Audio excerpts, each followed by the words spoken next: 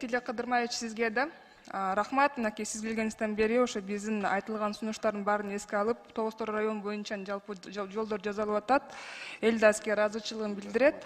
Анан эске алып кетчү нерсе эме болуп атат да, мынакей түндүк түштүк жаңы жолдо, альтернатива жолунда өзүңүз жакшы билесиз, 92 километр жер бар да, эч кандай бир байланыш жок.